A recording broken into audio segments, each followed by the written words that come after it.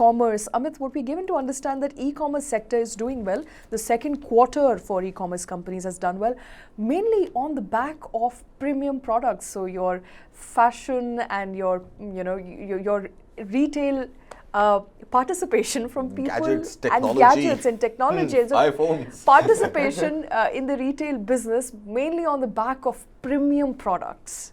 Okay. Again, lots of numbers to start with. So 24% jump in Q2. It was only 16% in Q1.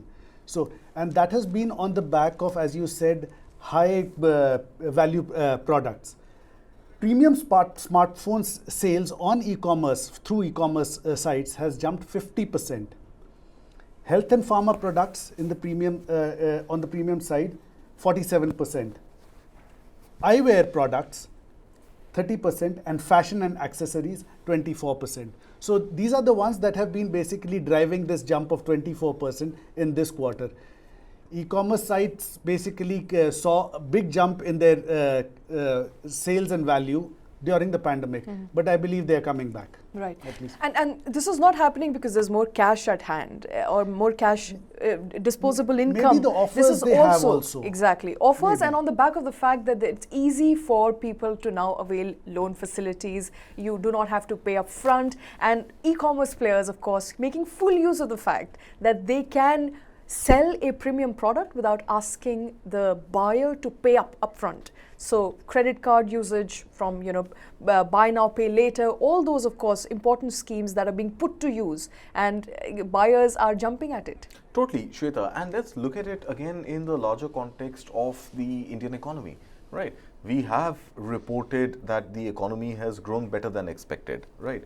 There were, of course, talks earlier of a recession in the US, a likely, trickle-down impact on the rest of the world, including India. Then, of course, can't sort of disassociate with other numbers that we are seeing in the market right now. Now, look at, let's say, the price report that came out last week. India's middle class is going to explode to I think a billion by 2030, if I remember right. So that is going to be 65% of the country is going to squarely be in the middle class, which means the poverty alleviation has begun to happen. Of course, it's a long process, and until 2030 we are expecting about 1 billion people to make it to the middle class overall. Now juxtapose this with housing sales.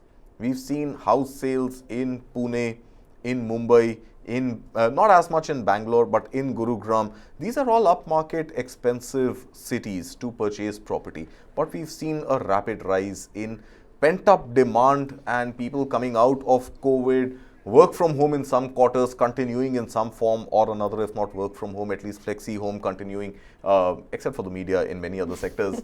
And overall, you're seeing that this pent-up demand is getting people to spend more. This in spite of the high interest rate cycle that we are in right now, which means home loans are more expensive today than what they were 12 months ago, right? Or 2 years ago or 3 years ago for that matter. Ditto with car sales. 2 million four-wheelers sold in the first 6 months of this calendar year, between Jan to end June, 30th June. 2 million is a big number. And now look at the breakup, 46% of those are SUVs. These are not cheap cars. Yesterday we reported Maruti is seeking leadership in the 10 to 20 lakh rupees segment, which was earlier known as a small hatchback car maker, Maruti 800. It was pretty much the Volkswagen Beetle for India, right? But people's car. But look at the numbers there.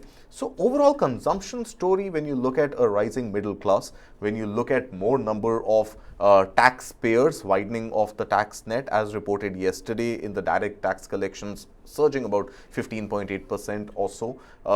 Overall, the demand, pent-up demand for housing, for autos and expensive autos at that surging, and the kind of demand that we are seeing in gadgets with, of course, again, this is both a mix of pent-up demand as well as the need to sort of scale up in life, is all augmenting well for the overall India growth story. And of course, with this newfound freedom, with this possibility of, of being more assured of your income status and wanting to spend money, I think it's all auguring very well for the e-commerce space. Now, of course, like you mentioned, easy credit, through credit cards.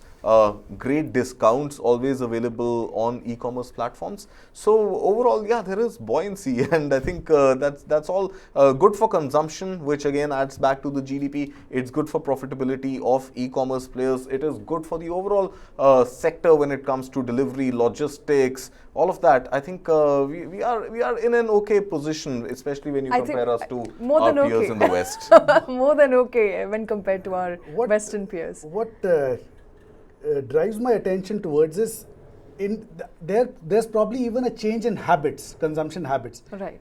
With respect to fashion and eyewear, we were more prone to basically going into a store, trying these products, and then making our choice. And that is changing, and that is one thing that I've noticed. And as far as this continuing, it was 16% growth in the first quarter, 24% in the second quarter. The third quarter is the festive season. So we are basically looking at even a further growth in the third quarter. And I'm not surprised, because I think 15th and 16th are Amazon sale days or something. They call it big sale or whatever. Flipkart is going to follow suit with big billion days.